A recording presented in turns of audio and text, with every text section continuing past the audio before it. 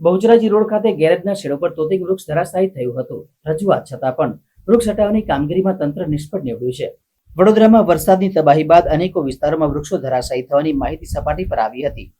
ત્યારે વડોદરાના બહુચરાજી સ્મશાનના મુખ્ય માર્ગ ઉપર આવેલ ગેરેજની બાજુમાં આવેલ તોતિંગ વૃક્ષ ધરાશાયી થતા ગેરેજના શેડને નુકસાન પહોંચ્યું હતું. વૃક્ષ ધરાશાયી થતા તેની જાણ ફાયર બ્રિગેડને કરવામાં આવી હતી. ગેરેજ માલિકની વાત ગંભીરતાથી લેવામાં આવી ન હતી અને કોઈ વખત ગેરેજ માલિકે રજૂઆત કરી.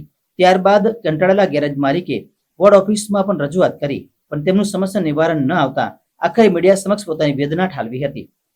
ગેરેજમાં આવેલ ગાડીને વરસાદના કારણે નુકસાની થઈ છે, ત્યારે પોતાના શેડને બચાવવા માટે વૃક્ષ હટાવવા કકડી રહેલા ગેરેજ માલિકની વ્યથા તંત્રના કાને ક્યારે પડશે, તેની સમસ્યા નિરાકરણ ક્યારે આવશે તે જોવાનું રહ્યું. બહુચરાજી રોડ ખાસવાડી સ્મશાન અરજી જે ફ્લડ આવ્યો, ફ્લડમાં બહુ ભારે નુકસાન થયું. ત્યારનું આ ઝાડ પડેલું છે ને ત્યારે આ ગૌરવ પંચાલનો નંબર આપ્યો, ફાયરમાં ફોન કર્યો હતો, એમનો નંબર આપ્યો, એમનો કોલ કર્યો તો એમને કીધું વોટ્સઅપ પર આના ફોટો નાખો.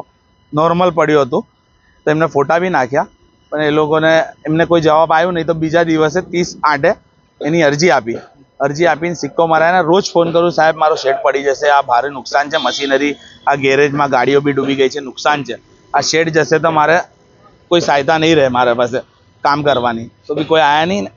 હમણાં બી હાલમાં જઈને આવ્યો તો બી કોઈ જવાબ આલા માણસ જ નથી થઈ કે હમણાં તો ટાઈમ નથી, વાર લાગશે એવું કહે છે આ ઝાડ કાપવા માટે.